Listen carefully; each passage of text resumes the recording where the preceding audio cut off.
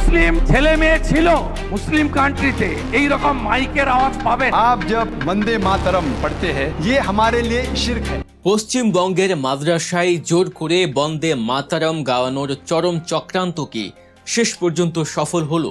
পশ্চিমবঙ্গের সমস্ত সরকারি ও বেসরকারি মাদ্রাসায় প্রতিদিন সকালে এই গান গাওয়া বাধ্যতামূলক করার যে হুঁশিয়ারি দিয়েছিলেন বিজেপি নেতা ও মুখ্যমন্ত্রী শুভেন্দু অধিকারী, তা কি ধোপে টিকল, নাকি কলকাতা হাইকোর্টের একটি ঐতিহাসিক রায়ে রীতিমতো মুখ থুবড়ে পড়ল এই বিশাল রাজনৈতিক ব্লুপ্রিন্টের? যে গানকে ঘিরে ব্রিটিশ আমল থেকে শুরু করে আজকে দিন পর্যন্ত বারবার বিতর্ক দানা বেঁধেছে, সেই গান নিয়ে আদালত ঠিক কি বলল যা শুনে চমকে উঠেছে গোটা দেশ? আজ আমরা সেই চাঞ্চল্যকর আইনি লড়াই, ধর্মীয় বিশ্বাস এবং রাজনীতির এক অদেখা সমীকরণ নিয়ে বিস্তারিত আলোচনা করব। পশ্চিমবঙ্গের রাজনীতিতে বেশ কিছুদিন ধরে একটি বিষয় নিয়ে তীব্র উত্তেজনা বিরাজ করছিল, আর তা হলো শিক্ষা প্রতিষ্ঠানে বিশেষ করে মাদ্রাসায় বন্দে মাতরম গানটি বাধ্যতামূলক করার চেষ্টা।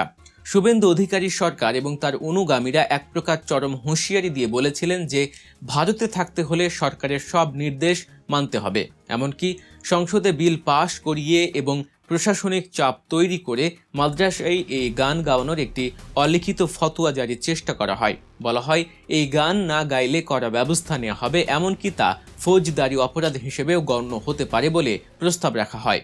এই ঘোষণার পর থেকে সংখ্যালঘু মুসলিম সমাজের মধ্যে তৈরি হয় এক তীব্র ক্ষোভ এবং আতঙ্ক, কারণ দেশপ্রেম প্রমাণের নামে তাদের ধর্মীয় বিশ্বাসের উপর এই সরাসরি হস্তক্ষেপ তারা কিছুতেই মেনে নিতে পারছিলেন না। কিন্তু কেন এই বন্দে মাতারাম গান নিয়ে মুসলিমদের এত আপত্তি? এটা কি শুধুই দেশপ্রেমের অভাব, নাকি এর পেছনে রয়েছে গভীর কোনো ধর্মীয় ও ঐতিহাসিক কারণ? এর উত্তর খুঁজতে গেলে আমাদের একটু ইতিহাসের দিকে ফিরে তাকাতে হবে। বন্দে মাতারাম শব্দের আক্ষরিক অর্থ হলো মাতৃভূমির বন্দনা বা পূজা করা। ইসলাম ধর্মে এক আল্লাহ ছাড়া অন্য কারো সামনে মাথা নত করা বা কারো উপাসনা করা সম্পূর্ণ নিষিদ্ধ, যাকে আরবিতে শিরক বলা হয়। বিখ্যাত ইসলামী স্কলাররাও বিভিন্ন সময় স্পষ্ট করেছেন যে এই গানে মাতৃভূমিকে হিন্দু দেবী দুর্গা বা লক্ষ্মী রূপ হিসেবে কল্পনা করা হয়েছে। একজন মুসলিম তার দেশকে ভালোবাসতে পারে, দেশের জন্য নিজের জীবনও দিতে পারে, কিন্তু দেশের পূজা বা বন্দনা করতে পারে না। এটি সরাসরি তাদের একেশ্বরবাদী বিশ্বাসের পরিপন্থী। ঐতিহাসিক প্রেক্ষাপট বিচার করলেও দেখা যায় বঙ্কিমচন্দ্র চট্টোপাধ্যায়ের লেখা আনন্দ মঠ উপন্যাসে এই গানটি প্রথম ব্যবহার করা হয়। অনেক সমালোচক ও ঐতিহাসিকদের মতে সেই উপন্যাসে তৎকালীন মুসলিম শাসকদের নেতিবাচকভাবে তুলে ধরা হয়েছিল, আর সেই কারণেই ব্রিটিশ বিরোধী আন্দোলনের সময় থেকেই মুসলিম সমাজের একটি বড় অংশ এই গানটি গাওয়ার ক্ষেত্রে আপত্তি জানিয়ে আসছিলেন। তাদের দাবি, জাতীয় সঙ্গীত হিসেবে জনগণমন গাইতে তাদের কোনো সমস্যা নেই, কারণ সেখানে দেশের বন্দনা নেই, আছে দেশের মানুষের জয়গান। কিন্তু বন্দে মাতারাম তাদের ধর্মীয় বিশ্বাসের সাথে সরাসরি সাংঘর্ষিক। এই চরম বিতর্কের মাঝেই জল গড়ায় কলকাতা হাইকোর্টে। মাদ্রাসায় এই গান বাধ্যতামূলক করার সিদ্ধান্তকে চ্যালেঞ্জ করে আদালতে মামলা দায়ের করা হয়। সবার নজর ছিল হাইকোর্টের দিকে। একদিকে প্রবল রাজনৈতিক চাপ, অন্যদিকে একটি বড় জনগোষ্ঠীর ধর্মীয় স্বাধীনতা। এই টানাপোড়েনের মাঝে কলকাতা হাইকোর্টের ভারপ্রাপ্ত প্রধান বিচারপতি টি.এস. শিবঙ্গনম যে পর্যবেক্ষণ দেন তা রীতিমতো ঐতিহাসিক।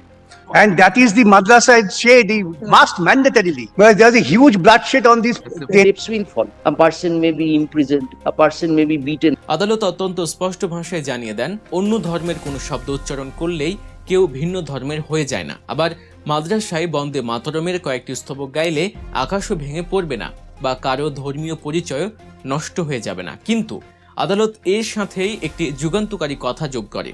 আদালত স্পষ্ট ভাষায় বলে দেয়, কোনো সংখ্যালঘু সম্প্রদায়ের উপর হুট করে কোনো কিছু চাপিয়ে দেওয়া যাবে না। কোনো শিক্ষা প্রতিষ্ঠানে, বিশেষ করে মাদ্রাসার মতো জায়গায় এই গান গাওয়াকে কোনোভাবেই বাধ্যতামূলক করা যাবে না। যদি কোনো মুসলিম শিক্ষার্থী বা সম্প্রদায় মনে করে যে এই গানটি গাওয়া তাদের ধর্মীয় বিশ্বাসের বিরোধী, তবে সেটি তাদের নিজস্ব অধিকার। জোর করে, ভয় দেখিয়ে বা শাস্তির হুমকি দিয়ে কারো উপরে দেশপ্রেম চাপিয়ে দেয়া যায় না। আদালত আরও জানতে চায়, এই নির্দেশিকা বাধ্যতামূলক করার জন্য কি কোনো শাস্তিমূলক ব্যবস্থা নেওয়া হয়েছে? তখন মামলাকারীদের পক্ষ থেকে জানানো হয় যে এখনো পর্যন্ত নির্দেশ না মানার কারণে কাউকে শাস্তি দেওয়া হয়নি। তখন আদালত নিশ্চিত করে যে জাতীয় পতাকার সম্মান, সংবিধানের মর্যাদা রক্ষা করা সবার কর্তব্য ঠিকই, কিন্তু বন্দে মাতরমকে জাতীয় সঙ্গীতের সমান মর্যাদা দিয়ে তা জোর করে চাপিয়ে দেওয়ার কোনো আইনি ভিত্তি নেই। হাইকোর্টের এই রায়ের পর শুভেন্দু অধিকারী এবং তার শিবিরের আক্রমণাত্মক কৌশল রীতিমতো মাঠে মারা যায়। যে প্রশাসনিক চাপ আর আইনি জুজুর ভয় দেখিয়ে তারা মাদ্রাসায় নিজেদের আধিপত্য বিস্তারের চেষ্টা করেছিলেন, তা এক লহমায় মুখ থুবড়ে পড়ে।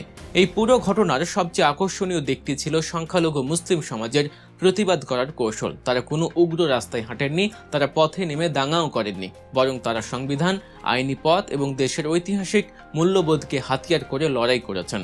মুসলিম বুদ্ধিজীবী এবং নাগরিক সমাজ প্রমাণ সহ তুলে ধরেন যে ভারতের স্বাধীনতা সংগ্রামে মুসলিমদের অবদান কারো চেয়ে কম নয়। দেশপ্রেম কোনো রাজনৈতিক দলের পৈতৃক সম্পত্তি নয় যে তাদের কাছ থেকে সার্টিফিকেট নিতে হবে। এমনকি তারা বিশ্বকবি রবীন্দ্রনাথ ঠাকুরের সেই ঐতিহাসিক সমাধানের কথাও সামনে নিয়ে আসেন। ইতিহাস ঘাঁটলে দেখা যায়, যখন কংগ্রেসের অধিবেশনে বন্দে মাতরম গাওয়া নিয়ে বিতর্ক তৈরি হয়েছিল, তখন রবীন্দ্রনাথ ঠাকুর নিজেই একটি সমাধান সূত্র বের করেছিলেন। তিনি বলেছিলেন, এই গানের প্রথম দুটি স্তবকে কেবল দেশের প্রাকৃতিক সৌন্দর্যের বর্ণনা রয়েছে, সেখানে কোনো ধর্মীয় অনুষঙ্গ নেই। তাই দেশের সম্প্রতি অক্ষুণ্ণ রাখতে প্রথম দুটি স্তবক গাওয়ার ক্ষেত্রে সর্বসম্মত সিদ্ধান্ত নেওয়া হয়েছিল। কিন্তু বর্তমানে জোর করে পুরো 6টি স্তবক চাপিয়ে দেওয়ার যে রাজনৈতিক কৌশল নেওয়া হয়েছিল, তার মূল উদ্দেশ্যই ছিল ধর্মীয় মেরুকরণ তৈরি করা। মুসলিম সমাজ রবীন্দ্রনাথের সেই ঐক্যের বার্তাকেই আবার নতুন করে সামনে নিয়ে এসে রাজনৈতিক দলগুলোর কড়া জবাব দেয়। তারা স্পষ্ট জানিয়ে দেয়, শিক্ষা প্রতিষ্ঠানে ভয়ভীতি দেখিয়ে রাজনৈতিক কর্তৃত্ব প্রতিষ্ঠার যে কোনো আইনি ও সামাজিক চক্রান্ত তারা রুখে দেবে। বিভিন্ন রাজনৈতিক দল যেমন সিপিএম বা কংগ্রেসের নেতারাও এই মেরুকরণের রাজনীতির তীব্র সমালোচনা করেন। তারা বলেন, বন্দে মাতরমের মতো একটি ঐতিহাসিক গানকে ব্যবহার করে মুসলিম সমাজকে দেশবিরোধী প্রমাণের যে মরিয়া চেষ্টা করা হয়েছিল, তা অত্যন্ত লজ্জাজনক। শেষ পর্যন্ত কলকাতা হাইকোর্টের এই ঘোষণা প্রমাণ করল যে ভারতের মতো একটি গণতান্ত্রিক ও ধর্মনিরপেক্ষ দেশে বৈচিত্র্যই হলো আসল শক্তি। দেশপ্রেম মানুষের ভেতর থেকে আসে, তা কোনো সরকারি নির্দেশিকা বা জোর জবরদস্তি করে তৈরি করা যায় না। মাদ্রাসার ছাত্ররাও দেশের নাগরিক, তারাও দেশকে ভালোবাসে, কিন্তু সেই ভালোবাসার প্রমাণ দিতে গিয়ে তাদের নিজেদের ধর্মীয় বিশ্বাসকে বিসর্জন দিতে হবে এমন কোনো নিয়ম সংবিধানে নেই। এই পুরো ঘটনাটি আমাদের চোখে আঙুল দিয়ে দেখিয়ে দেয় যে কিভাবে রাজনীতির স্বার্থে মানুষের ধর্মীয় অনুভূতিকে ব্যবহার করা হয়। কিন্তু যখন মানুষ সচেতন থাকে এবং আইনের উপর আস্থা রাখে, তখন কোনো বিভেদের রাজনীতি সফল হতে পারে না।